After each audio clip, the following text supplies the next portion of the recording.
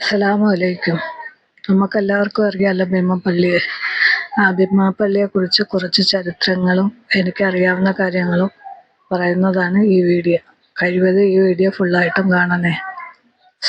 ഭീമാപ്പള്ളിയുടെ പ്രത്യേകത എന്ന് പറഞ്ഞാൽ ഇത് റോസ് നിറത്തിലുള്ള മനോഹരമായ മിനാരങ്ങളോട് കൂടിയ വലിയൊരു കെട്ടിടമാണ്. ഇത് രൂപകൽപ്പന ചെയ്തത് ജി ഗോപാലകൃഷ്ണനാണ്. ഇവിടെ ഭീമാമ്മയുടെ മക്ബറ കൂടാതെ അവരുടെ മകൻ മാഹിൻ അബൂബക്കറിന്റെയും പിന്നെ കല്ലടി ബാവയുടെയും മക്ബറ ഇവിടെ സ്ഥിതി ചെയ്യുന്നുണ്ട്. മുഹമ്മദ് നബി സല്ലല്ലാഹു അലൈഹി വസല്ലമയുടെ പാരമ്പര്യത്തിൽപ്പെട്ടതാണ് സയ്യിദുൻ നിസാ ഭീമാ ബീവി, അതായത് നമ്മുടെ ഭീമാമ്മ. അവരുടെ മകൻ സയ്യിദ് ഷഹീദ് മാഹിൻ അബൂബക്കർ എന്നിവരുടെ ഓർമ്മയിലാണ് ഈ പള്ളി നിർമ്മിക്കപ്പെട്ടിരിക്കുന്നത്. മക്കയിൽ നിന്നും ഇന്ത്യയിലെത്തി ഇസ്ലാം മതം പ്രചരിപ്പിക്കുന്നതിനും ആതുര സേവനങ്ങൾ നാട്ടുകാർക്ക് ചെയ്യുന്നതിനുമായി ഇവരുടെ ജീവിതം നീക്കിവെക്കുകയാണ് ചെയ്യപ്പെട്ടത്.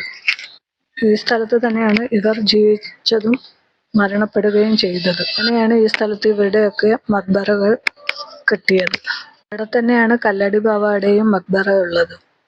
ജാതി മത ഭേദമന്യേ എല്ലാ മതസ്ഥരും ഈ പള്ളിയിൽ വരുന്നുണ്ട്. കുറച്ച് വർഷങ്ങൾക്ക് ശേഷമാണ് ഈ പള്ളിയിൽ പോയത്. അപ്പോൾ വലിയ വ്യത്യാസങ്ങളില്ലെങ്കിലും കുറച്ചൊക്കെ മാറ്റങ്ങൾ വന്നിട്ടുണ്ട്. അതിവിശാലമായ സ്ഥലങ്ങളാണ് ഇവിടെ ഉള്ളത്. കടുപ്പുറ സ്ഥലമാണ് ഈ ഭാഗത്ത് വന്നിരിക്കുന്നത്. അതുകൊണ്ട് തന്നെ അതിന് ഒരു മനോഹാരിതയുണ്ട്. യാത്രകൾ ആഗ്രഹിക്കുന്നവർ ഒരു വട്ടമെങ്കിലും ഈ പള്ളി സന്ദർശിക്കുന്നത് നല്ലതായിരിക്കും. നല്ല പോസിറ്റീവ് എനർജി ഉണ്ടാവും. വിശ്വാസികളുടെ ഒരു മെയിനായിട്ടുള്ള ഒരു സ്ഥലമാണ് ഭീമാപ്പള്ളി. നേർച്ചകൾ നെയ്യത്താക്കുകയും അവർ അവിടെ വന്നത് സഫലീകരിക്കുകയും ചെയ്യുന്നതായി കണ്ടിട്ടുണ്ട്. ഈ പള്ളി സ്ഥിതി ചെയ്യുന്നത് കടപ്പുറ സൈഡായതുകൊണ്ട് തന്നെ നല്ല വെള്ളം മണലൊക്കെയാണ് അവിടെ ഉള്ളത്. അത് കാണുമ്പോൾ തന്നെ നല്ല മനോഹരിതയാണ്. വിശാലമായ സ്ഥലമാണ്. പോസിറ്റീവ് എനർജി ഉണ്ടാവും. നമ്മുടെ ജീവിതത്തിൽ ഒരിക്കലെങ്കിലും യാത്ര ചെയ്യാൻ ആഗ്രഹിക്കുന്നവർ ഇവിടെ പോയി കാണാൻ ഭംഗിയുള്ള സ്ഥലം തന്നെയാണ്. മൊത്തം റോസ് നിറത്തിൽ പെയിന്റ് അടിച്ചിരിക്കുന്നത് കൊണ്ട് തന്നെ അത് കാണുമ്പോൾ നല്ല ഭംഗിയുണ്ട് കാണാൻ. ഇപ്പോൾ ഉറൂസും കൂടെ കഴിഞ്ഞതേ ഉള്ളൂ. അപ്പോൾ അവിടെ പെയിന്റൊക്കെ അടിച്ച് മൊത്തത്തിൽ വൃത്തിയാക്കി ഭംഗിയുണ്ട്. പിന്നെയാണ് പള്ളിയുടെ മറ്റൊരു പ്രത്യേകതയാണ് ഔഷധ ഗുണമുള്ള വെള്ളമുള്ള കിണറുകൾ. 3 കിണറുണ്ട്.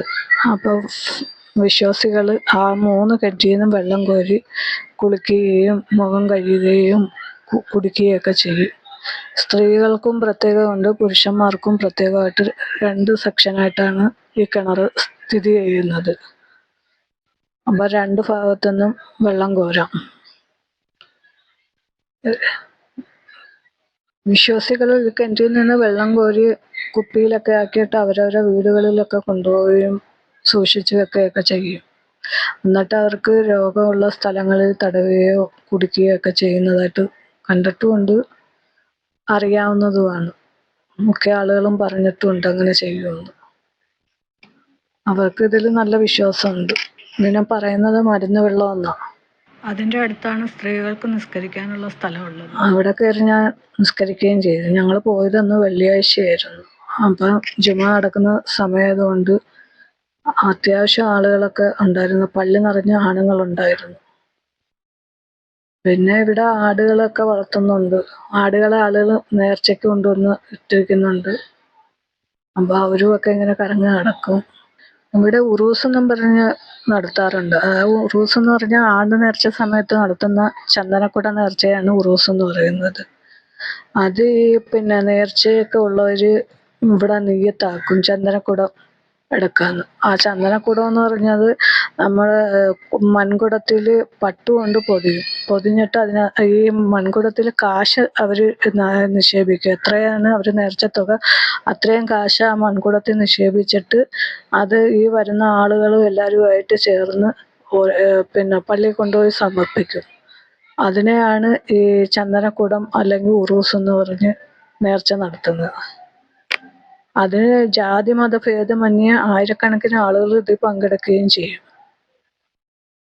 പിന്നെ അവിടെ ഇപ്പോൾ പുതിയതായിട്ട് കെട്ടിയതാണ്. ആളുകൾക്കൊക്കെ ഇരിക്കാനുള്ള സൗകര്യമൊക്കെ ഉണ്ട്. വിശ്വാസികൾക്ക് വിശ്വാസപൂർവ്വം ഇരിക്കാം, അല്ലാത്തവർക്ക് പ്രകൃതിയെ ആസ്വദിച്ചിരിക്കാം. എങ്ങനെയാണെങ്കിലും നമുക്ക് എല്ലാവർക്കും സൗഹൃദമായിട്ടിരിക്കാം. ജമാഅത്ത് ദിവസം ആയതുകൊണ്ട് പിന്നെ പള്ളി നിറഞ്ഞ് ആളുകളെല്ലാം പുറത്ത് നിന്നായിരുന്നു നിസ്കരിക്കുന്നത്. ആ കാഴ്ചയും കണ്ടു. അൽഹംദുലില്ലാ.